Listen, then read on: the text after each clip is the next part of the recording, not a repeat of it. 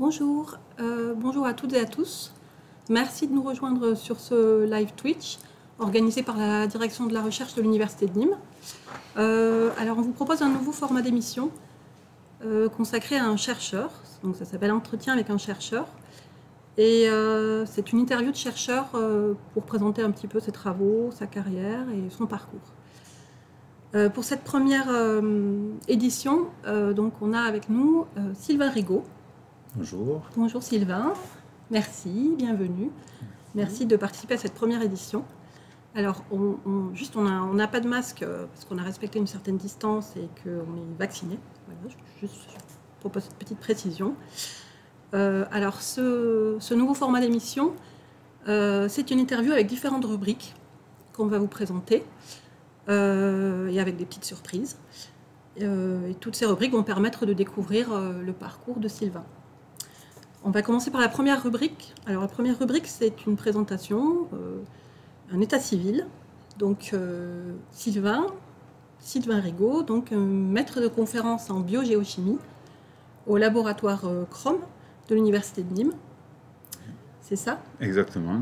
Et je vais vous poser ma première question. Donc qu'est-ce que c'est qu'un biogéochimiste? Alors, un biogéochimiste, donc c'est un scientifique déjà, et qui s'intéresse donc à la biogéochimie, qui est une science, une discipline qui est à l'interface entre la biologie, la géologie et la chimie. Donc moi je suis chimiste au départ et j'ai décidé d'utiliser les outils de la chimie pour comprendre le fonctionnement des milieux aquatiques. Donc je suis biogéochimiste des milieux aquatiques et je m'intéresse au devenir d'espèces chimiques dans les écosystèmes aquatiques. Voilà, de manière extrêmement large dans un premier temps, pour approfondir, mais en gros, voilà, c'est ça mon sujet. Et par espèce chimique, je m'intéresse à l'oxygène, aux nutriments, les nitrates, les phosphates, à des contaminants, des métaux, ou toute autre espèce chimique qui peut avoir un enjeu ou une importance pour le fonctionnement d'un écosystème aquatique. Et vous êtes donc enseignant-chercheur? Enseignant-chercheur, oui. Qu'est-ce que ça veut dire enseignant-chercheur? Alors, enseignant-chercheur, ça veut dire, théoriquement, donc il y a 50% du temps qui est consacré à de l'enseignement, à de la formation à l'université, et 50% du temps qui est consacré à de la recherche. Donc là, mon étiquette biogéochimiste, c'est l'étiquette que j'ai dans mes activités de recherche. Et après, je suis aussi enseignant, c'est-à-dire que j'interviens dans un certain nombre de formations, je pourrais en parler aussi, des formations qui sont en filière d'environnement, notamment au sein de l'Université de Nîmes. D'accord. Alors, on va continuer avec une première rubrique. Une deuxième rubrique, pardon, c'est une petite surprise, donc c'est un ni oui ni non. D'accord. Donc, pour découvrir un petit peu votre parcours professionnel, je vais vous poser quelques petites questions auxquelles vous allez devoir ne pas répondre par oui ou par non. Ok. Pendant 3 minutes. D'accord, j'ai jamais été très bon à ça, mais... Voilà, alors, on va essayer, on va voir combien de temps ça peut durer, dans la limite de 3 minutes. C'est parti. Alors, donc, vous avez soutenu une thèse en 2010. Pas du tout. C'était en quelle année? C'était en 2011. 2011. Et c'était à Aix-Marseille Université. Aix-Marseille Université, tout à fait. Et ensuite, vous avez travaillé directement pour l'Université de Nîmes? Pas du tout. Je suis parti en post-doctorat. J'ai eu 2 contrats successifs, un de 1 année aux États-Unis, à l'Université du Delaware, et un de 1 année et demie à l'Université de Bordeaux. D'accord. Là, actuellement, en tant que chercheur, vous travaillez tout seul? Aujourd'hui, il n'est pas possible de travailler tout seul dans ce domaine-là, donc on est toujours au sein d'une équipe. Donc je suis inséré au sein de l'équipe de recherche l'UDR-CROM de l'Université de Nîmes, et je travaille aussi en collaboration avec de nombreux autres chercheurs de l'Université de Nîmes, mais aussi d'autres universités voisines ou pas voisines d'ailleurs. Et vous travaillez en laboratoire essentiellement? Essentiellement en laboratoire, je dirais que alors, plus ça va, moins on a de temps pour travailler au laboratoire, mais oui, j'ai du laboratoire, j'ai beaucoup de bureautique. Aïe. Ça y est, Aïe. ça y est. Voilà, vous avez dit oui. Bravo, c'était pas mal, vous avez tenu 2 minutes, pratiquement 2 minutes, c'est très très bon. Bon. C'est un premier record en tout cas. Oui, voilà, de toute façon c'est un premier record, donc c'est très bien. Alors, la rubrique suivante qu'on avait prévue, c'est une petite surprise. Donc, je vais vous la diffuser.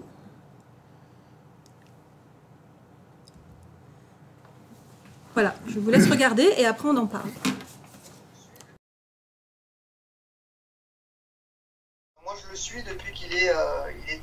César et on se connaissait déjà. Et moi, j'étais déjà en poste, pas ici à Bordeaux, mais donc forcément, depuis tout ce temps, ouais, des histoires, il y en a plein. Il y en a plein. Alors Sylvain Rigaud m'a contacté en 2008 ou 2009 pour participer à son comité de suivi de thèse. À l'époque, il était thésard à l'Université de Marseille et il procédait à ses activités de recherche avec un collègue, Olivier Radakovitch, au CEREJ. Et donc il m'avait invité à participer à son comité de thèse. Qui a abouti donc à un travail qui a été soutenu en 2011. Sylvain, c'est un chercheur, un jeune chercheur, très dynamique, qui sait exactement ce qu'il veut faire, qui sait exactement quels objectifs il doit atteindre, comment les atteindre. Il a une clairvoyance assez rare, hein, chez les jeunes chercheurs, et tout ça dans un contexte toujours très amical, et c'est bien pour cela que les gens qui ont travaillé avec lui adorent reproduire d'autres actions de recherche par la suite. Alors on s'intéresse au processus biogéochimique dans les systèmes côtiers. On s'intéresse à comprendre comment fonctionnent ces systèmes côtiers qui sont sous l'emprise d'un forçage naturel, hein, directement ou indirectement lié au changement climatique, mais également des forçages anthropiques, tout simplement liés à l'activité de l'homme. Dès l'été prochain, Sylvain nous amène sur une nouvelle aventure pour travailler dans les lagunes méditerranéennes, et on va aller passer une semaine ensemble au mois de juillet sur l'étang de Palavas.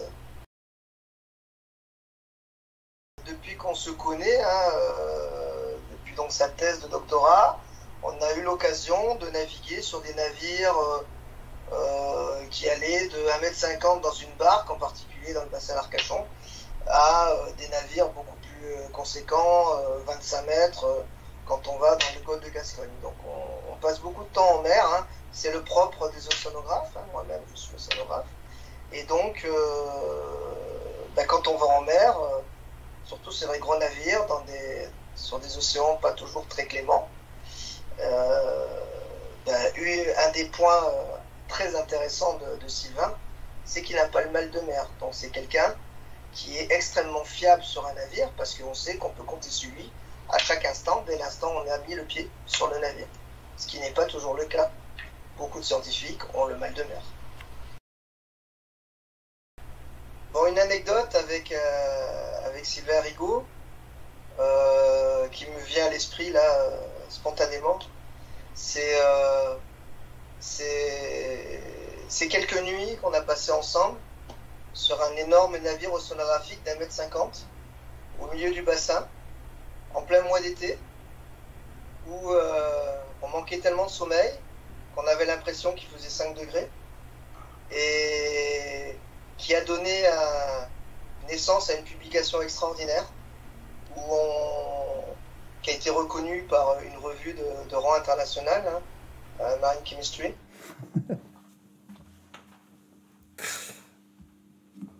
Voilà, alors on a visionné la vidéo. On a vu monsieur donc, Bruno de Flandre, qui est un collègue biogéochimiste du laboratoire EPOC de l'Université de Bordeaux. Oui, exactement. Et vous travaillez beaucoup avec lui ?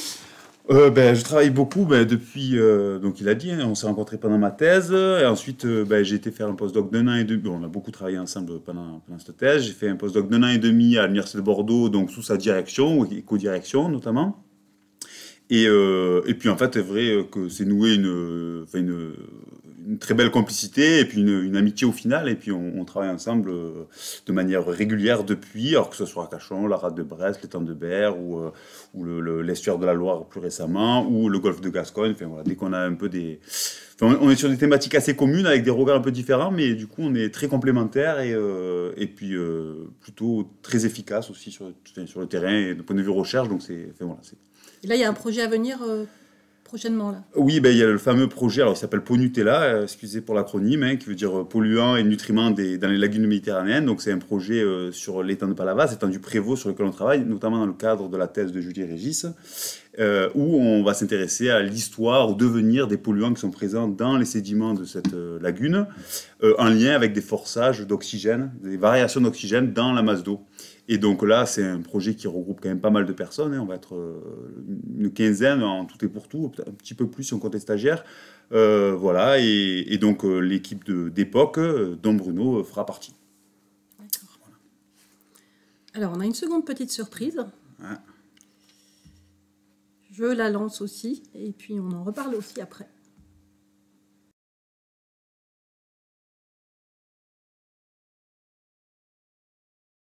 Alors, j'ai connu Sylvain Rigaud quand j'ai candidaté en thèse en 2019, après mes études en master. Et il portait un projet qui s'appelait Hippoposlam.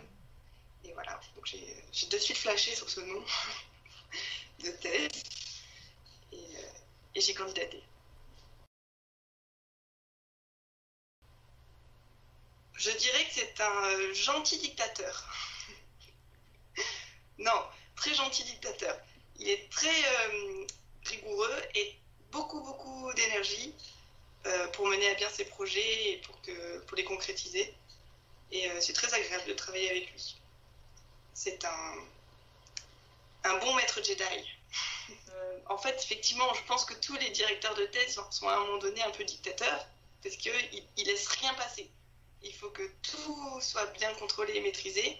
Et c'est normal, en fait, ça fait partie du travail, parce que si on dit des conneries, on peut nous le reprocher. Et puis même, c'est aussi imposer le plus de rigueur possible pour que ça rentre et qu'on l'applique aussi à tout ce qu'on fait. Et c'est très important, en fait. Alors, on a des actions un peu ponctuelles où on va sur site et en gros, on fait de la maintenance sur des sondes qui sont déployées en continu et qui mesurent l'oxygène dans les étangs. Donc il y a un des étangs où ça nécessite l'intervention d'un bateau et de plongeurs. Donc il faut se lever tôt le matin, il faut récupérer tout le matériel, il ne faut rien oublier. Parce que quand on est sur le bateau, si on oublie quelque chose, on ne peut pas reprogrammer tout de suite une intervention. Donc il faut être concentré jusqu'au bout. Il faut être rigoureux au niveau du timing aussi. Et sinon, on a un autre étang, c'est plus récent, et il est faible profondeur, donc c'est nous qui allons sur site pour faire de la maintenance. Et ça, c'est aussi épique. Et sinon, on a des actions où c'est plutôt des campagnes de terrain multi-outils. Et donc ça, j'en ai fait qu'une pour l'instant, c'était sur l'étang d'Auto, avec un autre projet qui est porté par une chercheuse de l'IFREMER, qui s'appelle Marion Richard. Et ça, on fait aussi la découpe de carottes sédimentaires. Donc ça, c'est très rigolo parce que j'ai découvert que mon responsable de thèse avait une passion pour les sulfures. Je ne sais pas si vous connaissez le sulfure, c'est l'espèce chimique qui sent l'œuf pourri. Non, je pense vraiment que c'est quelqu'un de très agréable à vivre et qui a les petites habitudes, moi je trouve, un petit peu. Avec, par exemple, avant d'aller sur le terrain, il aime bien amener les croissants et les pains au chocolat à tout le monde. Ce qui est chouette, ce qui est cool. Donc il faut prendre un petit peu de temps, prévoir un peu de temps pour ça aussi, quoi. Ça fait partie du protocole, quoi. Je me dis, à part sa passion pour les sulfures... Ah, mais je pense qu'en fait, il affine... en tant que bon géochimiste, il affine ses propres capteurs internes, en fait, pour mesurer les sulfures au nez, la salinité au goût C'est vrai. et la température au toucher. Je suis pas très bien calibré, ça. Alors, ces sulfures, Ah bah une oui, grande oui, oui. passion? Ah bah oui, non, c'est vrai que ça ne pas les sulfures parce que bah, déjà ça sent, donc on sait qu'ils sont là. Donc nous, en tant que chimistes, le problème qu'on a, c'est que on n'a pas de. Enfin, quand on travaille sur la biologie, on a des organiques à voir. Quand on travaille sur la géologie, on a. Voilà, mais la chimie d'une espèce dissoute, ça se voit pas. Et les sulfures, ils ont cette particularité qu'on sait qu'ils sont là parce qu'on les sent. Dès qu'il y a quelques micromolaires de sulfure, on les sent. Et donc, c'est vrai que je suis toujours à aller chercher parce que ça nous renseigne sur des processus qui se passent. Et dès lors qu'on les sent, on sait qu'on a une information sur des processus qui se passent réellement dans l'environnement. Donc, c'est vrai, effectivement, j'ai une petite passion. Alors, je ne savais pas que c'était aussi maladif, mais voilà, non, c'est vrai que c'est intéressant. D'accord. Et donc, Julie Régis, c'est votre doctorante, enfin la doctorante que vous dirigez depuis 2019, c'est ça? Oui, exactement. Je peux dire oui maintenant, oui. Alors que je dirige, qu'on co-dirige, je suis avec Isabelle Técher dans l'encadrement de Julie. Et effectivement, on l'encadre sur des problématiques de devenir de polluants dans des sédiments. Enfin, on a toujours un focus biogéochimie des milieux aquatiques, mais avec un focus particulier sur le sédiment et en gros tous les échanges qui peuvent avoir lieu entre le sédiment et la masse d'eau. Et le sédiment, c'est des réservoirs qui ont accumulé au cours des années passées des polluants, des nutriments, tout un tas d'espèces chimiques, plus ou moins toxiques d'ailleurs, plus ou moins néfastes. Et sous certaines conditions, ces sédiments vont devenir des sources de polluants pour la masse d'eau, pour les poissons, pour les organismes, pour les écosystèmes, et pouvoir influencer complètement les écosystèmes qui y vivent et dans certains cas les dégrader.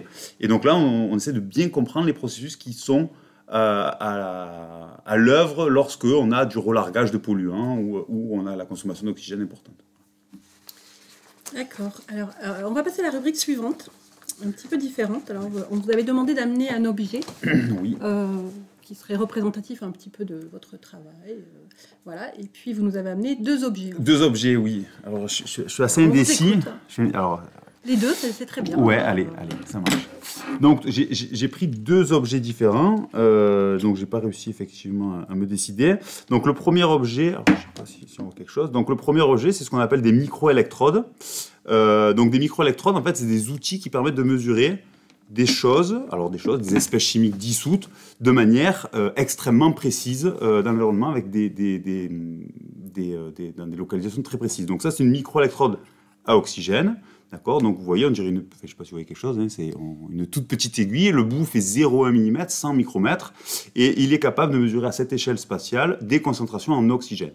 Et donc nous, on s'intéresse à l'oxygène, au sédiment, et donc c'est des dispositifs qu'on positionne sur des appareils autonomes, notamment d'ailleurs c'est un appareil qui est à Bordeaux, sur lequel on travaille, et qui est capable de mesurer à l'interface au sédiment la pénétration d'oxygène dans le sédiment. Et ça, c'est des pénétrations qui sont de l'ordre de moins de millimètre, des fois ça peut être 200 micromètres, et donc si on n'a pas des outils qui sont capables comme ça de mesurer très précisément des concentrations précises dans des zones très précises, en fait on n'est pas capable de le faire. Donc ça c'est une d'oxygène, et puis puisqu'on a parlé de sulfure, bien sûr, il existe la microélectrode de sulfure qui est un peu la même en noir, alors c'est pas les mêmes procédés, mais en tout cas c'est la même chose pour mesurer des concentrations de sulfure dans les sédiments. Puis j'en ai une aussi pour le pH. Donc voilà, il en existe différents types, et puis et on travaille beaucoup sur ces outils qui sont un petit peu autonomes, qu'on programme, qu'on paramètre, pour qu'ils puissent, eux, derrière, être capables de mesurer en continu des concentrations dans le milieu aquatique, pour mieux comprendre un petit peu qu'est-ce qui régit leur devenir, et les processus qui sont associés. Donc ça, c'est pour les microélectrodes. Et le deuxième, je l'ai pris, c'est une petite bouteille, et c'est un échantillon, en fait, que j'ai collecté à 5480 mètres de profondeur dans l'Atlantique. Et donc, ça fait quelques années déjà, mais voilà, je l'aime beaucoup. Donc, c'est une eau qui est filtrée à 0,2 micromètres. Voilà, donc c'est du dissous, un échantillon de dissous. Sur la station 12, 5480 mètres, j'ai les coordonnées géographiques à 2h05 du matin, le 23 novembre. Donc, voilà, je sais que voilà, c'est un échantillon qui... C'était vers où, à peu près, que vous l'avez... c'est au Océan Atlantique Nord. On est à l'est dans le bassin, la zone la plus profonde. On est à l'est de la dorsale océanique atlantique. Et donc ça, c'est une eau qui était à la surface il y a à peu près 1000 ans, autour de l'an 1000, quoi. Donc qui a plongé au nord, au niveau de la mer de Norvège, et puis qui descend le long du plancher océanique de l'Atlantique vers le sud. Et donc là, elle a son petit parcours, je dirais environ 1000 ans, qu'elle était à l'atmosphère, quoi. Voilà. Et pour la petite histoire, c'est une eau qui est très bonne aussi, je l'ai goûtée. Elle est magique. Non, pas tout de suite. Ça a le goût de l'eau de mer aussi. Donc effectivement, Julie avait raison, j'aime bien, avec les quelques sens que j'ai, essayer de caractériser ces objets-là. Elle a bien compris ça, oui. Voilà. Alors, vous nous amenez, justement pour illustrer tout ça, pour illustrer vos missions, vous nous avez amené quelques photos aussi. Oui.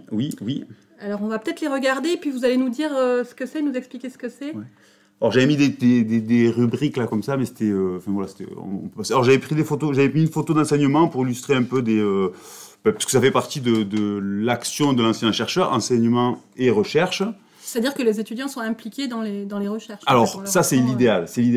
Oui. De manière générale, alors ça arrive, hein, mais c'est pas ce qui se passe, c'est que mes recherches me permettent d'être au top de la connaissance sur un domaine, et moi, je vais plutôt essayer d'utiliser ces informations-là pour illustrer, mettre des anecdotes sur mes cours. Et après, de temps en temps, ça c'est idéal, on n'arrive pas tout le temps à le faire, mais c'est d'avoir des étudiants qu'on arrive à impliquer dans nos projets de recherche. Et donc, voilà, dans un idéal, ce serait comme ça que ça marche. Alors, des fois ça marche, des fois ça marche pas, mais en tout cas, moi, les cours que je fais, ils sont imprégnés des connaissances que j'ai en lien avec mes activités de recherche. Donc là, il y a une photo, voilà, donc ça c'est avec les licences 2 sciences de la vie, donc dans le cadre d'une UE, d'une unité d'enseignement qui s'appelle Eau, Environnement et Écosystème, où on travaille sur la qualité écologique de cours d'eau. Alors là, c'est pas du milieu marin, c'est du milieu continental, et là c'est sur le Vistre, à côté de Nîmes, et donc on fait des prélèvements, par exemple, donc ça c'est la macrofaune benthique, d'organismes vivants qui vivent dans le fond des cours d'eau. Et ensuite, on analyse ça au laboratoire. Donc, il y a une étape terrain, une étape laboratoire, un petit peu par rapport à ce que je disais. Donc, expérimentation laboratoire et terrain, terrain-laboratoire, où là, on va déterminer les espèces et on va utiliser des grilles de classification pour donner une note de la qualité de ces cours d'eau. Donc, on essaye de transmettre un peu cette méthodologie aux étudiants. Donc, ça, c'est la première image. Bon, ça, c'est un autre TP qui est à peu près similaire, mais c'est sur l'étang de Berre, où c'est à peu près la même démarche. On essaie de regarder quel type d'organisme, à quel type d'environnement. Et on montre différents environnements pour qu'ils puissent bien voir que on n'a pas les mêmes espèces dans des environnements différents, quoi. Voilà, et donc ensuite, plus pour revenir aux activités de recherche, donc effectivement, en tant que biologie-chimie des milieux aquatiques, je suis amené à me déplacer sur le terrain sur les milieux aquatiques, et donc réaliser effectivement, dans certains cas, des campagnes océanographiques, donc qui peuvent être hauturières, c'est-à-dire vraiment au large, quoi. Et donc là, c'est le Knorr, un navire américain, sur lequel j'avais participé sur une campagne de 7 semaines, où justement on avait traversé des parties de Woods Hole sur la côte est d'Amérique, jusqu'aux Bermudes, traversé l'Atlantique, on passe sur la dorsale océanique, juste un peu à l'est, j'avais prélevé le fameux échantillon qui est ici, et ensuite on est allé jusqu'au Cap-Vert, puis remonté au Portugal. Donc là, c'était des travaux sur des déséquilibres d'isotopes dans la colonne d'eau, polonium-plomb 210, qui permettaient de tracer des processus environnementaux, notamment. Donc voilà, après pas mal de campagnes océanographiques côtières aussi, donc là c'est, on se croirait sur la banquise, parce que j'aime bien cette photo, elle est rigolote, mais en fait là je suis au port de Saint-Nazaire, c'est sur un quai, et en fait c'était en février dernier, hein.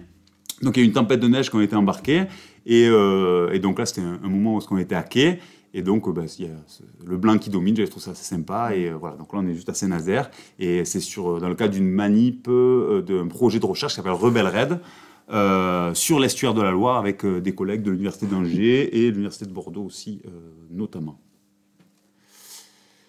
Voilà, ça c'est une autre photo sur notre bateau, lui c'est le Côte de la Manche, qui est un navire océanographique côtier de la flotte française aussi, et là on est dans le golfe de Gascogne, donc ça c'est des projets qui sont portés par Bruno de Flandre, notamment, que vous avez entendu parler tout à l'heure, et donc là on en est à un certain nombre de campagnes, et là on voit bien un peu la quantité de matériel et les activités qu'on a sur le pont. Et le travail d'équipe. Et le travail d'équipe, oui. Tout à fait. Hein. Voilà. Donc là, ce qu'on voit, par exemple, ce qui va se faire mettre à l'eau, c'est une benne amont, c'est une espèce de grosse benne qui va prélever du sédiment au fond. Et là, c'est pour la caractérisation de l'écosystème benthique, des organismes vivants dans le sédiment. Un peu en lien avec ce que j'ai pu montrer tout à l'heure pour les étudiants. Puis après, bon, il y a d'autres outils, hein, je pourrais en parler pendant des heures, mais il y a plein d'outils qui chacun permet d'avoir une information particulière. Il y a un certain nombre de personnes qui gèrent ces outils-là. On a des missions communes où est-ce qu'on met tout ensemble, et ensuite on se retrouve dans le cadre de réunions où est-ce qu'on échange des données, et c'est là où est-ce qu'on crée des histoires. Tous les participants sont des chercheurs ou Chercheurs, oui, ou techniciens, ingénieurs aussi, hein, qui sont des métiers qui nous accompagnent beaucoup, hein, dans ce genre de travaux, donc qui vont gérer des techniques particulières ou développer ou nous aider à développer les outils sur lesquels on travaille. Mais c'est voilà, grosse majorité de chercheurs, oui, tout à fait. Et enseignants-chercheurs aussi, hein, pour la plupart. D'accord. Voilà. Donc, ah oui, donc c'est une petite chronique de photos, donc partez de gros bateaux, et qu'au fur et à mesure, on voit l'évolution sur les différents types de navires sur lesquels on pouvait naviguer. Ouais, exactement. Donc là, c'est une barge qu'on avait montée nous-mêmes, hein, donc elle est arrivée en pièces détachées, on l'avait montée sur la plage, et c'était une structure qu'on avait positionnée au milieu, ça c'est sur les temps de berre, on l'avait positionnée au milieu des temps de berre, et on l'avait laissée pendant 1 à 2 semaines sur site, et on faisait les allers-retours avec 1 ou 2 petits bateaux, et en fait on était sur ce truc-là, seul au monde, très, très bien positionné pour travailler, enfin, c'était vraiment super. Voilà, et puis après voilà, il y a des embarcations un peu plus petites encore, là c'est sur Port-Camargue, dans le cadre d'un projet où on travaillait sur le relargage de contaminants présents dans les sédiments, avec notamment Hydrosciences Montpellier, on voit Christelle Bancomontini derrière, qui est la porteuse du projet. Et puis là, il y a des collègues, donc Patrick Verdoux, et puis des anciens techniciens ou stagiaires du laboratoire, sous la pluie. Des campagnes de terrain semi-embarquées. Donc là, c'est une manip qu'on avait réalisée sur le Gardon aussi pour mieux comprendre l'influence des résurgences d'eau dans les gorges du Gardon sur la qualité des eaux. Et donc, effectivement, là, on a encore diminué la taille des bateaux, puisque là, on a l'échelle de canoë. Hein, et on en descendait parfois pour mesurer les sondes. Là aussi, on a eu des super résultats. Là, c'était une journée très sympa et très intense aussi. Et enfin, voilà la dernière photo, où des fois on a des campagnes qui sont non embarquées du tout, hein, puisque là il y a 1 mètre d'eau, et puis on va sur le terrain en marchant dans la vase. Donc là c'est avec Julie qui parlait justement de ce fameux étang de Prévost, où là on était en découverte de ce site, on prospectait pour savoir le meilleur endroit pour positionner notre sonde. Et donc là c'était en plein hiver, je crois que l'eau était à 8 degrés, il y avait un Mistral de folie. Avec donc, du matériel pas en très bon état, apparemment. Alors voilà, ça c'était un peu la première, donc on se faisait un peu la main, effectivement. À moins qu'il y ait des requins. Ouais. non, je crois que c'était avant ça. Ouais, non, voilà, il y a toujours aussi un peu de part de débrouille dans le métier de chercheur, où est-ce qu'on essaye de faire au mieux avec ce qu'on a, parce qu'on prospecte un petit peu tout le temps. Donc là, on est dans la pure prospection, hein, avec le labo terrain qui est juste la voiture de l'université, qui est ouverte, bloquée pour le vent, pour essayer de s'abriter. Et puis, au fur et à mesure que ça tourne, on se perfectionne, et à la fin, on a un truc qui tourne super bien, quoi. Mais bon, voilà, l'activité de chercheur aussi qui fait l'expérimentation de terrain, même au laboratoire, hein, tout ce qui fait du laboratoire. C'est ce que disait Julie en parlant de ne rien oublier en partant, de tout regarder, tout vérifier, tout organiser. Ouais. C'est vrai que je dois y mettre un peu la pression là-dessus, parce qu'elle a beaucoup parlé du temps et de l'organisation.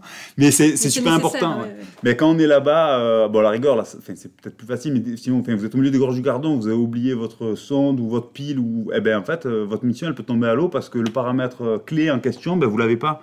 Et donc, on prend des doubles, on essaie de penser à tout plusieurs fois, et on recroise. Enfin, bon, oui, il y a un besoin de rigueur et d'organisation claire. Méticuleux. Voilà. Après, je ne sais pas si vous voulez qu'on continue. J'avais mis d'autres photos pour illustrer. Donc voilà, donc on va sur le terrain, effectivement, et sur le terrain, on va mettre en œuvre un certain nombre d'outils, de mesures, de prélèvements. Donc là, c'est une manip dans le cadre d'un projet de recherche qui s'appelait Prédipo, où vous voyez différents outils, des cloches magnétiques en haut à droite, une sonde qui mesure de l'oxygène en haut à gauche, un outil qui mesure la turbulence, l'hydrodynamique dans le bas de la colonne d'eau, et à droite, un fameux profileur de microélectrodes, hein, ça c'est celui de Bruno d'ailleurs, qu'il avait amené spécifiquement, sur lequel on fixe ces fameuses électrodes. Voilà. Et c'est ce qui reste dans l'eau en fait. C'est ça, on les déploie, on les laisse au moins 24 heures, 48 heures, avec toujours des va-et-vient avec les plongeurs pour vérifier que tout va bien, pour récupérer les échantillons, les données, etc. Et puis de temps en temps, quand ça va pas, on remonte, on recalibre, on redéploie, quoi. Et vous faites de la plongée aussi Alors moi j'ai mon niveau 2 de plongée théorique, je l'ai passé quand j'avais 16 ou 17 ans. Après j'ai pratiqué, enfin j'ai pas pratiqué suffisamment régulièrement pour pour aujourd'hui l'utiliser, quoi. Voilà. Donc là, je plonge, ça m'arrive d'aller voir, mais là, on a des plongeurs professionnels qui sont sur ces manip-là. Alors, sauf sur l'étang du Prévost où il y a 1 mètre d'eau, hein, où tout le monde pourrait y aller. Mais là, dans des campagnes comme ça, il y a des plongeurs professionnels. Ouais. D'accord. Voilà, je sais plus ce que j'ai mis après. Voilà, une magnifique carotte de sédiment. Hein, ça, c'est notre objet fétiche. Hein, donc là, on est très content. Effectivement, là, j'ai envie de sentir si ça sent pas les sulfures. Voilà, donc celle-là, il s'avérait qu'elle sentait le méthane et pas les sulfures. Alors, c'est autre chose. Hein. Méthane, une grosse problématique aussi par rapport au changement climatique. Donc voilà, une carotte typique de sédiments sur lesquels on peut travailler. Après, alors voilà, et souvent on ramène des échantillons au laboratoire, et dans ce laboratoire, on va pouvoir faire des expérimentations. Donc là, c'est une expérimentation qu'on avait conduite au MIO à Marseille, où on avait changé les concentrations d'oxygène au-dessus de ces carottes-là pour voir un petit peu comment ça évoluait, comment ça changeait. Donc il y avait 2 salles comme ça en parallèle où c'était dupliqué. Bon, c'était un gros projet, c'était super sympa. Là, c'est un projet aussi que je porte avec un collègue de l'Université Aix-Marseille, ce qui s'appelle Microplastis, où là, on s'intéresse à la dégradation des plastiques, des microplastiques dans les sédiments marins. Et donc là, on avait toute une expérience qui s'est qu'on a mis en œuvre en mettant justement des microplastiques dans les sédiments sous différentes conditions, et on suivait au cours du temps l'évolution. Donc ça, on en est à 1 an, à peu près 1 an et demi là, et on a notre dernier prélèvement qui va se faire en fin d'année, fin 2021. Voilà. Voilà, donc après, il y a des parties de découpe de carottes. Là, on voit donc Julie et Julie, donc 2 doctorantes qui découpaient les carottes. Donc lorsqu'on les prélève, après, pour les échantillonner avant analyse, voilà, ce type de sous boîte à gants pour éviter l'oxydation. Voilà, il y a plein de précautions à prendre lorsqu'on travaille sur des échantillons naturels comme ça, pour ne pas les contaminer nous-mêmes, hein, et pour avoir quelque chose qui soit représentatif de la réalité. Très bien. C'est une bonne illustration. On a une bonne idée. On peut visualiser vraiment les campagnes de terrain. On peut passer à la rubrique suivante. Alors, la rubrique suivante, c'était une anecdote qu'on t'avait demandé de préparer. Et là, c'est nous qui aurons la surprise, puisqu'on ne sait pas ce que c'est. Oui, alors j'essaie de réfléchir. Alors, je ne savais pas trop. Alors, l'anecdote que j'avais décidé, c'était de la transformer un peu en format... je vous racontais le début d'une histoire, alors très courte, et puis vous allez... alors vous, je sais pas, via le chat ou peut-être toi, Samantha, essayez de proposer la fin. Donc je vous proposais A, B, C, trois pistes de réponse, et puis vous pourrez me dire qu'est-ce que c'est. Donc un jour, je reçois un coup de téléphone d'un pêcheur qui m'informe, Monsieur Rigaud, j'ai trouvé quelque chose sous l'eau dans mes filets qui vous appartient. Donc, ok, j'étais un peu embêté, et donc qu'est-ce qu'il avait trouvé dans ses filets à moi? Réponse A, un lest et une bouée. Réponse B, une structure avec des sondes d'oxygène, salinité, température, lumière et pression. Réponse C, une caisse de vin de Costières de Nîmes. Alors, moi, je dirais la réponse B.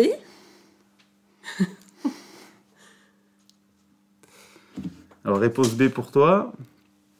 Je ne sais pas s'il y a des réponses en ligne. Alors, est-ce qu'on a l'Ivoirien 1 qui nous dit la réponse C et Gurdil qui nous dit la réponse C aussi. Du vin. Alors, c'est du vin. Et on a Isabelle Téchard qui nous dit du vin aussi. Eh bien, incroyable. Tout le monde nous dit du vin. Alors, la bonne réponse, c'est la réponse B, des sondes. Ah. Cela dit, il y avait effectivement une caisse avec des bouteilles de vin de Costières de Nîmes que j'avais mis à maturer au fond, qui a disparu. Donc, il m'a restitué les sondes, mais j'ai jamais eu de nouvelles de la caisse avec le vin dedans. Ah, d'accord. Voilà, donc, désolé ceux qui sont sur le chat, là. Bravo, il n'y aura pas le vin. Non. D'ailleurs, j'ai arrêté depuis parce que voilà, les pêcheurs... En tout cas, lui, ça a dû être la plus belle journée de sa vie, j'imagine. Oui, on lui fait un petit coucou. Ouais. On passait une bonne journée, ce jour-là. D'ailleurs, je pense que personne ne l'a cru. Ouais. Très bien, merci beaucoup pour cette devinette. Alors, on va passer à la rubrique suivante. La rubrique suivante, elle s'appelle la casquette unime. La casquette unime. Voilà. Donc, alors, vous allez avoir un dé, ici. Ouais. Et ce dé, vous allez le lancer pour déterminer le nombre de questions que je vais vous poser. D'accord. Vous allez avoir aussi un joker. Et je vais prendre les questions. Je vais les mettre dans cette magnifique casquette. Donc, si jamais vous n'avez pas la réponse ou vous ne souhaitez pas répondre, Ok, vous me présentez ce joker, D'accord. ce magnifique joker. d'accord. Et je vais vous laisser d'abord lancer le dé et puis tirer au sort Il n'est pas les pipé ce questions. dé? Je ne sais pas, il faut le lancer. Voilà. Un. Une question seulement. Il faut bien la choisir. Attention, c'est des questions spéciales. Hein. Ah ouais? Ouais. Ah, c'est Ouais. qui c'est qui les a écrites? Ah. C'est la direction de la recherche qui les a écrites. Un projet auquel tu aurais préféré ne pas participer. Ah, ça... Bon, alors, on va... Non, c'est pas vrai, c'est pas vrai. Tous les projets de recherche auxquels j'ai eu la chance de participer, alors il y en a eu des plus ou moins bien, des plus ou moins intéressants, des plus ou moins productifs, mais tous étaient toujours de manière générale extrêmement intéressants. Donc, c'est pas un joker. Regret. Ouais, aucun regret dans les choix. Ouais. Aucun regret. Très bien. Merci pour cette réponse. Ça marche. Les autres questions? Ah bah moi, Allez, pourquoi pas. une autre, au moins une autre. Parce que c'est un gros 1 quand même. Hein. Ouais, Hein, c'est un gros 1. pas- Au moins une autre, parce que pour le plaisir. Allez, pour le plaisir. Qu'est-ce que tes collègues te reprochent le plus?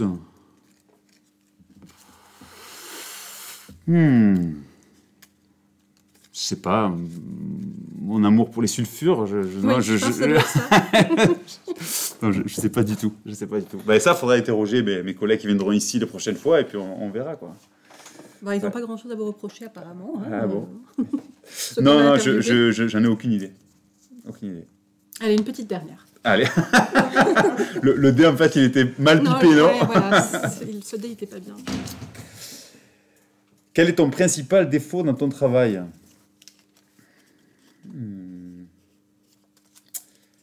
Eh ben, je sais pas. Je suis assez indécis, en fait. Je suis assez indécis, donc ça c'est un peu en lien peut-être avec un vrai trait de caractère. Et donc lorsqu'il faut prendre des décisions franches, peut-être je vais avoir du mal à les prendre. Alors peut-être que je vais essayer en détournant les choses, c'est-à-dire en faisant prendre les décisions aux autres de manière indirecte à ma place. Ou en sondant pour percevoir un peu le ressenti des gens pour aller dans le même sens, tout ça. Voilà. Enfin, de manière générale, je suis quand même assez ouvert aux prises de décision et puis donc voilà, j'aime bien être... que ça aille dans un sens commun, donc des fois je vais peut-être aller chercher la réponse de l'autre pour aller orienter des décisions, quoi, voilà. D'accord. C'est une bonne réponse. Je sais pas. En tout cas, une réponse intéressante. Alors, on a une dernière petite rubrique qui s'appelle la feuille blanche. La feuille blanche. Oui. Voilà. Alors, la feuille blanche, il s'agit de dessiner, de laisser libre cours à son inspiration et dessiner ou écrire quelque chose sans consigne particulière, voilà. Pendant quelques minutes, pendant une minute, le temps que je conclue. Et, Ah ouais. voilà. Et après, on regarde ce qui sera sur cette feuille blanche. Et on le montre et on le commente et vous nous expliquez ce qui sera dessus. En lien avec des activités de recherche, en lien avec... La recherche ou autre chose. Une inspiration. Oh là là. Faut réfléchir. Qu'est-ce que je vais dessiner? Ah ouais, mais je suis indécis, moi, je vous l'ai dit. Ah oui, voilà. Mince. Là, ça va. Tic, tic, tic. D'ailleurs, Samantha, qu'est-ce que tu penses que je pourrais dessiner? Ah, mince. Ouais, c'est l'arroseur arrosé. Ouais. Ah non, là, c'est très compliqué. Alors, attends, je vais Quelque réfléchir. chose en lien avec un projet de recherche. Ouais.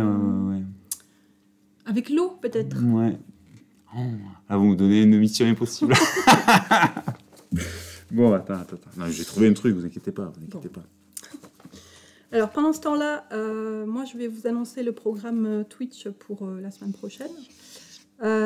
Donc, il y aura, comme habituellement, Vue du Nîmes, le talk show de l'université, qui se fera mardi à 12h30, le Roi de l'Histoire à 18h, et la Cahute à 14h. Voilà. Alors, je vais regarder un petit peu dans le chat. Ah, il y a des petits commentaires intéressants, Sylvain, dans le chat. Ah, il y en a qui m'ont proposé des défauts. Rouli 34, dessine des sulfures, bah, c'est ce que j'ai fait. Elle est forte. Bravo. Oh, menteur. Voilà. Très bien. Donc Merci effectivement, je sais pas si c'est l'heure. Bah oui, on a vu les petits commentaires, j'ai rappelé les petits lives, on va regarder voilà ce que... Voilà. Alors, bon, c'était très improvisé. Hein. Donc, effectivement, j'ai fait une interface, puisque l'interface, c'est tout, quoi, hein, bien sûr. Donc, c'est là où se passent les processus, là où s'échange la matière, etc. Et puis, j'ai fait effectivement la compétition entre deux espèces chimiques, l'oxygène et les sulfures. Hein. C'est une des thématiques de recherche sur lesquelles on travaille, avec des petites bulles, parce que je trouvais ça sympa, et qui peut matérialiser, justement, le H2S, c'est un gaz, hein, donc voilà, donc qui peut être matérialisé aussi sous forme de bulles, comme l'oxygène, donc une espèce de compétition de gaz à l'interface au sédiment dans un milieu aquatique. Voilà. Donc, c'est très axé recherche, je suis désolé, mais c'est ce qui m'a inspiré suite à la discussion qu'on a eue. Lié Voilà. au sulfure. Exactement. Petite dédicace à Julie. Je vous la signe, allez, ça petite marche. signature. Ah, je suis très mauvais en signature aussi. Ah. Très bien. Ah voilà, c'est mieux. Ça prend toute sa valeur quand c'est signé. Voilà, dans des siècles où la vendrée a pris d'or. Et puis on va les conserver. Voilà. Et on les affichera peut-être. Ah ouais. Merci beaucoup. Voilà, alors Avec merci plaisir. beaucoup pour votre participation aujourd'hui. C'était Avec très plaisir. intéressant. Ravi d'être votre premier cobaye. Voilà, merci d'avoir testé ce format. Ouais. C'est sympa. Voilà, et puis merci à Monsieur Bruno de Flandre, merci à Julie Régis, merci à tout le monde. Et je vous dis à bientôt, peut-être pour un nouvel entretien avec un chercheur ou une chercheuse. Avant l'été? Peut-être à la rentrée. Merci. Très bien. Merci à vous.